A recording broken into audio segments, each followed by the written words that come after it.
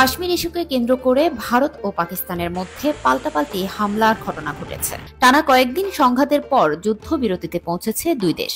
ভারত প্রথমে হামলা চালালেও পাকিস্তানের পাল্টা হামলার মাত্রা দেখে তাদের চোখ কপালে ওঠে। পাকিস্তানি হামলার মাত্রা দেখে ভারত হতবাক হয়ে পড়ে এবং পরে আলোচনায় আন্তরিকভাবে অংশ নেয়। মার্কিন সংবাদ মাধ্যম CNN সূত্রের বরাত দিয়ে নিজেদের লাইভ আপডেটে এই তথ্য জানিয়েছে।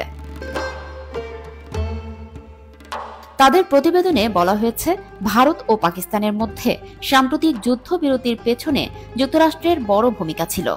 এ ব্যাপারে যুক্তরাষ্ট্রকে সাহায্য করেছিলেন একজন শীর্ষস্থানীয় কর্মকর্তা, যার নাম প্রকাশ না করার শর্তে তিনি সিএনএনকে জানান, দুদেশের মধ্যে তীব্র লড়াইয়ের পর যখন পরিস্থিতি নাগালের বাইরে চলে যাওয়ার আশঙ্কা তৈরি হয়েছিল, তখনই এই চুক্তির প্রেক্ষাপট তৈরি হয়।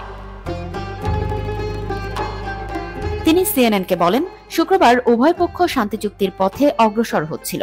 পাকিস্তান মনে করেছিল কূটনৈতিক সমাধান প্রায় চূড়ান্ত পর্যায়ে পৌঁছে গেছে, কিন্তু শনিবার ভোরে ভারত পাকিস্তানের 3টি বিমান ঘাঁটিতে ক্ষেপণাস্ত্র হামলা চালালে বেঁকে বসে ইসলামাবাদ।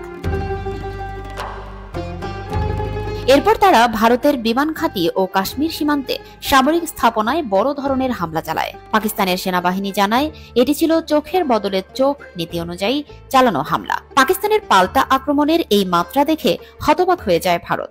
এরপর শনিবার উভয় পক্ষ আলোচনায় আন্তরিকভাবে অংশ নিতে শুরু করে। পাকিস্তানি ওই সূত্রটি আরও জানায়, যুক্তরাষ্ট্রের পররাষ্ট্রমন্ত্রী মার্কো রুবিও ভারত ও পাকিস্তানের মধ্যে এই আলোচনা এগিয়ে নেওয়ার ক্ষেত্রে বড় ভূমিকা পালন করেন। পাশাপাশি সৌদি আরব ও তুরস্কের কর্মকর্তারাও আলোচনায় যুক্ত ছিলেন। শনিবার বিকেলের পর উভয় পক্ষ আর নতুন কোনো হামলা চালায়নি। এর 2 ঘণ্টা পর আনুষ্ঠানিকভাবে যুদ্ধবিরতির ঘোষণা দেওয়া হয়।